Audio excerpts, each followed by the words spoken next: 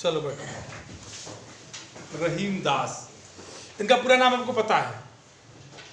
अब्दुल रहीम। सब लोग सीधे बैठ जाइए, पहले पढ़ने वाले स्टेट में बैठ जाइए। अब्दुल रहीम खान खाना, ठीक है। इनके जितने भी दोहे हैं, ध्यान देना, वो नीति और भक्ति के हैं। लेकिन आपको जो पढ़ना है वो नीति के दोहे पढ़ना है। नीति माने समझते हो आप लोग? रहीम के जो दोहे हैं वो नीति और भक्ति के हैं। नीति माने क्या होता है? जो आपको सही मार्ग दिखाए, आपको जीवन की सच्ची बातों को बताए, ठीक है। इनके नीति के दोहे आपको पढ़ना है।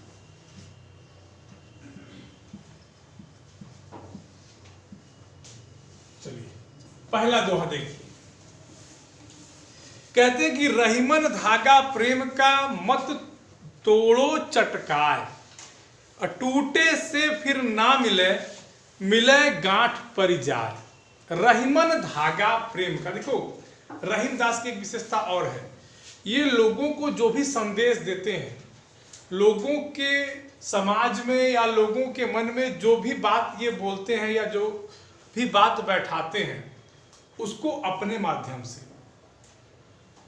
समझ रहे हैं? मतलब वो बात अपने को कह के समाज को कहते हैं। अभी बात आप लोग नहीं समझे?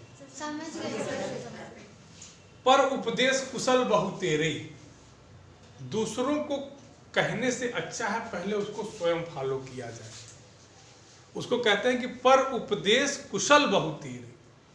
तो वही बात कहीं ना कहीं रहीम दास जी पर लागू होती है। क्योंकि अकबर के दरबारी कवि थे, अकबर के नवरत्नों में से एक थे। तो राज दरबार का ये इनको अच्छा ज्ञान था, प्रजा का अच्छा ज्ञान था, प्रजा के अंतर जो बुराइयां थी उसका उनको अच्छे से ज्ञान था। तो कवि थे ही। तो इन्होंने जो नीति के दोहे लिखे उसमें लिखते हैं कि रहीमन धागा प्रेम का, मतलब कि हमारे और अन्य लोगों के बीच में जो प्रेम रूपी धागा है, जो प्रेम रूपी बंधन है, उसको मत तोड़ो चटकाए, एक झटके से नहीं तोड़ना चाहिए। अगर आपका किसी से अच्छा संबंध है तो किसी छोटी से बात पर, एक छोटे से कटुता पर उसको तोड़ना, मतलब उससे संबंध विच्छेद नहीं करना चाहिए। और क्यों नहीं करना चाहिए? कि जोड़े से टूटे से फिर ना मिले। अगर एक बार आपके संबंध विच्छेद हो गए, आपका यदि किसी अन्य व्यक्ति से संबंध विच्छेद हो गया, तो टूटे से फिर ना मिले। आप कितना ही मिलाना चाहिए और जुड़े गांठ पर जाए। अगर वापस जुड़ता भी है तो उसमें उस प्रकार की मिठास नहीं होगी जो मिठास उसमें पहले की। बात क्लियर? किसी कोई दिक्कत? दूसरा देखिए, बहुत अच्छी बात कहते हैं कि रहीमन निज मन की बिथा, मन ही राखो गोई, सुन अठलई है लोग सब, बांट न लई है कोई। बिथा माने व्यथा, व्यथा माने दुख, ठीक। रहीमदास जी अब क्या कहते हैं? निज माने होता है अपना, निज माने अपना, निज आन मान मर्यादा का प्रभु ध्यान रहे अभिमान है। हम लोग पढ़े हैं कि नहीं? निज माने होता है अपना, लिख लीजिए। तो कह रहे हैं कि रहीमन निज मन की व्यथा। रहीमदास जी कहते हैं कि हे मनुष्य, हे समाज के लोग, या जिसको समझाते हुए, समाज को मार्गदर्शित करते हुए कहते हैं कि निज मन की व्यथा, अपने मन का दुख जो है, मन ही राखो गोई, अपने मन में ही रखो, ठीक। अपने मतलब कि किसी से बार बार उसको बताओ मत। निज मतलब अपना। और क्यों क्यों अपने मन में रखो, किसी से मत बताओ? कि सुन अठिलई है लोग सब। अठिलाना माने होता है हंसी उड़ाना, उपहास करना। सुन अठिलई है लोग सब, बांट न लई है कोई। तुम्हारे दुख को बांटने वाला कोई नहीं है, बल्कि उस दुख को सुनकर हंसी उड़ाने वाले बहुत लोग हैं। इसलिए रहीमन निज मन की व्यथा मन ही राखो। समझ गए? इसी पर मलिक मोहम्मद जायसी, आप लोग पद्मावती पिक्चर देखे? पद्मावती किसकी है? संजय लीला भंसाली की।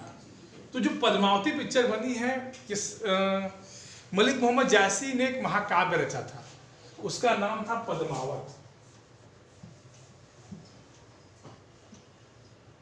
क्या नाम था? ये पद्मावत पे ही वो पद्मावती पिक्चर बनी है। सब वो पद्मावत हो गया। ये पद्मावत में मलिक मोहम्मद जायसी ने इसी चीज को लिखा है कि तासे दुख कहिए ओ बीरा, जे सुन के लागे पर पीरा। जैसे रहीमदास जी कहते हैं ना कि रहीमन निज मन की व्यथा मन ही राखो गोय, सुन अठलई है लोग सब बांट न लई है कोई। मतलब कि आपके दुख को कोई बांटेगा नहीं, बल्कि लोग सुन के हंसेंगे। तो इसी बात को पद्मावत में जायसी ने क्या लिखा है कि तासे दुख कहिए ओ बीरा, दुख हमेशा उसी से कहना चाहिए जे सुन के लागे पर पीरा, जिसको सुन के आपका दुख भी अपना दुख लगे, ठीक? अदरवाइज किसी से नहीं कहना चाहिए। अगला देखो, समझ में आ गया? तो सबको समझ में आ गया? तीसरा देखिए, इसमें से एक प्रश्न आया है, पहले बता दे रहे हैं हिंट, ठीक? एक साधे सब सधे, सब साधे सब जाय, रहीमन मूलहि सींचबो, फूले फले अघाय। एक साधे सब सधे। आप अपने जीवन में भी एक बात याद रखिएगा कि एक बार में एक ही काम करिएगा। एक साधे सब सधे। अगर आप किसी एक काम को करते हैं तो आपके सब काम हो जाएंगे। और सब साधे सब जाए, अगर सब काम को अपना लिए एक भी काम नहीं होगा, ठीक? सर साधे मतलब किसी काम को सिद्ध करना, किसी काम को पूरा करना, जैसे निशाना साधना नहीं किसी। अच्छा, पढ़ना, आप किताब हिंदी पढ़ रहे हैं, अब यहाँ मैथ भी खोल दिए, यहाँ केमिस्ट्री भी खोल दिए, अब पता लगा एक लाइन है तो कुछ नहीं याद आएगा। एक साधे, एक बारे में एक विषय पढ़िए। सब साधन, सब साधने का प्रयास करेंगे तो सब चला जाएगा, कुछ रहेगा सब भी आपका बर्बाद हो जाएगा। फिर कहते हैं कि रहीमन मूले सींचबो, फूले फले अघाय। मूल माने होता है जड़।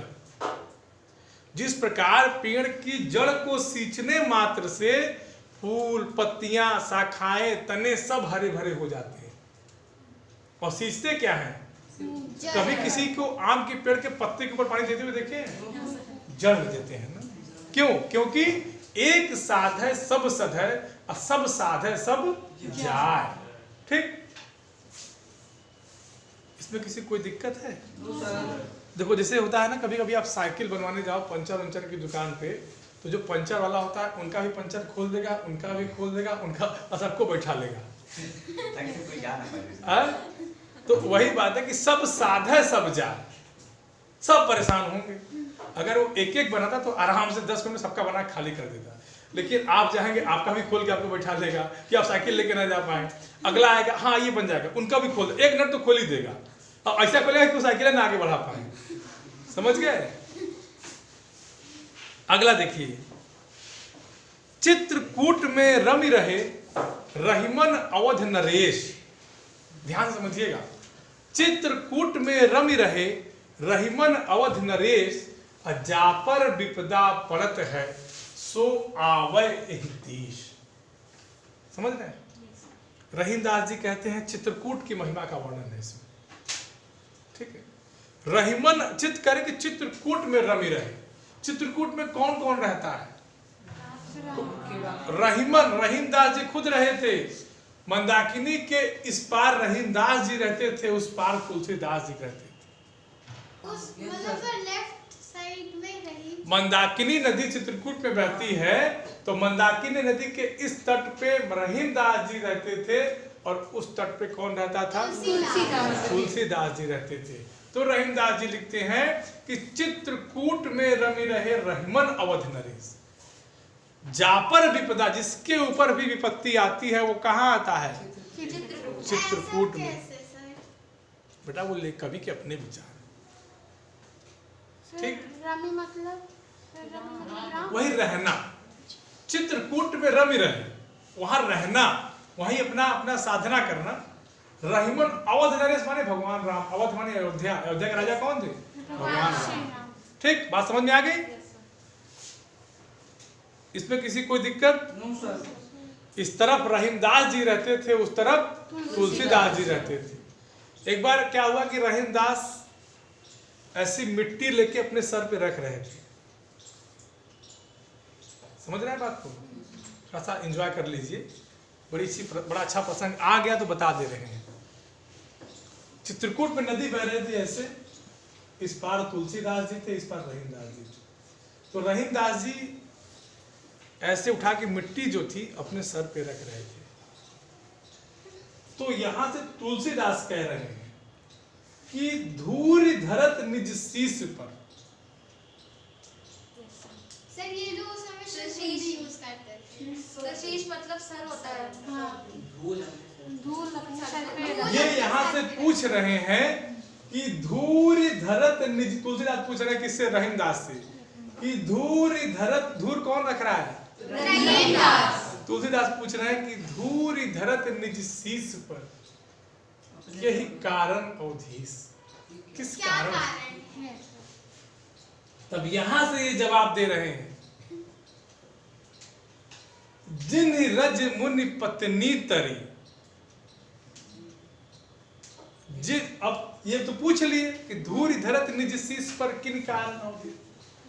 अब पलट के जवाब दे रहे हैं नदी के इस पार से, जिन्ही रज मुनि पत्नी तरी, सो खोजत एहि बीस। नहीं समझ में आया फिर से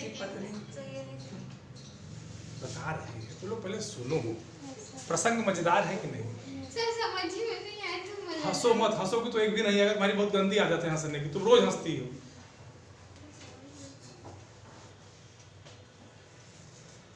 कहते हैं कि धूरि धरत निज शीश पर, ये अपने सर पे मिट्टी रख रहे थे। तो इन्होंने पूछा कि मिट्टी क्यों रख रहे हो, ऐसी क्या बात है? तब ये पलट के कहते हैं कि मैं उस मिट्टी की परख कर रहा हूं जिन्ही रज मुनि पत्नी तरी। अहिल्या का नाम सुने आप? अहिल्या को भगवान श्री राम ने चरणों की धूल से तारा था ना। तो कह रहे कि जिन्ही रज मुनि पत्नी तरी, मैं उस धूल की खोज कर रहा हूं जिस धूल से अहिल्या का उद्धार हुआ। ये थे दोनों दिग्गज, तुलसीदास और रहीमदास। ठीक। दीर्घ दोहा अर्थ के आखर थोरे आही, अज्यो रहीम नट कुंडली सिमट कूदी चढ़ी जाए। ये तो बहुत आसान है। दीर्घ माने होता है दीर्घ, दीर्घ माने होता है बड़ा। कोई छोटा बोला है। कह रहे कि दीर्घ दोहा अर्थ के आखर थोरे आही। दीर्घ दोहा अर्थ आखर थोड़े, अक्षर जो होते हैं छोटे होते हैं, किसके? दोहे। लेकिन उसमें जो बात लिखी होती है वो कैसी होती है? बड़ी। ठीक। और वो बात कैसी होती है?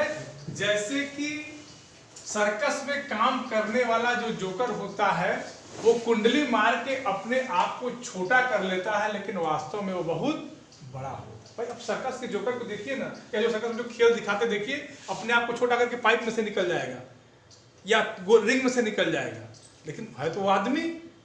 समझ गए? समझ में आया कि नहीं तुम लोग? झूठे तो ऐसा नहीं कर रहे हो। हाँ? नहीं, नट माने होता है जो नाटक दिखाता है, जो कर्तव्य दिखाता है। अगला पढ़ाएं? फिर एक बार। हाँ बहुत सही। कुंडली कौन पूछा? हाँ, कुंडली माने अपने आप को सिकोड़ कर, जैसे सांप कुंडली मार के बैठ जाता है ना, उसको अपने आप को मोड़ के सिकोड़ के। हाँ इसका फिर से बताएंगे। देखो ध्यान सुनो, एक एक अर्थ समझो, एक एक शब्द का अर्थ समझो। दीर्घ दोहा अर्थ के आखर तोरे आए। दीर्घ दोहा अर्थ के, जो दोहे के अर्थ होते हैं वो बहुत बड़े होते हैं, लेकिन आखर थोड़े मतलब जो अक्षर होते हैं वो बहुत कम होते हैं। अब इतना हम बोल रहे हैं, देखो इतना ये लिखा है, जो हम बोल रहे हैं उसी से अनुमान लगा लो कि उतना उसमें लिखा है, नहीं लिखा है ना, कब लिखा है ना। तो वही चीज है कि दीर्घ दोहा अर्थ के आखर थोड़े आही अज्यो रहीम नट कुंडली। ठीक उसी प्रकार से दोहा होता है जैसे सर्कस में नटी जो करतब दिखाता है वो कुंडली मार के छोटा हो जाता है और बड़ा हो जाता है, वास्तव में वो बड़ा होता है। ठीक, मतलब दोहे की तुलना किससे की गई है? सर्कस में करतब दिखाने वाले जोकर। ठीक, अगला देखिए, धनी रहीम जल पंख को लघुजिय पियत अघाय। क्या मतलब है? उदति बढ़ाई कौन है जगत पियासो जाए। धनी रहीम, धनी माने धन्य, जल पंख, जल माने पानी जिसको आप लोग पीते हैं, पंख माने होता है कीचड़। एक एक शब्द को आप तोड़ दीजिए, आप अर्थ अपने आप मिल जाएगा। रहीम दास जी कहते कि धनी रहीम जल पंख को, लघु माने होता है छोटा थोड़ा, जिय माने जीना, पियत माने पीना, ठीक, अघाय माने जिसका मन तृप्त हो जाए। ठीक, भोजन करते हो, मान लो सुनो कहीं पार्टी में गए, एक प्लेट बड़ा वाला गाजर का हलवा पेट भर के खा ले, तुम अघा गए खा के, उसको तृप्त होना बोलते हैं। ठीक, मतलब सिर्फ खुश होना। नहीं, खुश होना नहीं बेटा, संतुष्टि। कहते हैं कि धनी रहीम जल पंख को लघुजिय पियत अघाय। मतलब रहीम दास जी तुलना करते हुए कहते हैं कि जो कीचड़ में थोड़ा सा जल होता है वो धन्य है। वो धन्य क्यों है? क्योंकि कम से कम जो छोटे छोटे जीव होते हैं उसको पी करके अपनी प्यास बुझा लेते हैं। और नीचे भी लाइन में लिखते हैं कि उदति बड़ाई कौन है, समुद्र की क्या बड़ाई करें, इतना बड़ा समुद्र है उसकी हम क्या बड़ाई करें कि जगत प्यास हो जाए। संपूर्ण संसार तो प्यासा है लेकिन समुद्र के जल से अपनी प्यास नहीं बुझा सकता, लेकिन उस छोटे से कीचड़ वाले जल से अपनी प्यास बुझा सकता है। ठीक, बस करें, अब 2 ठो अगले दिन पढ़ा देंगे और उसके बाद रदास पढ़ा देंगे, अगली क्लास में पढ़ा देंगे। ठीक बेटा, तुम नहीं सुधरोगी बेटा, आपने जो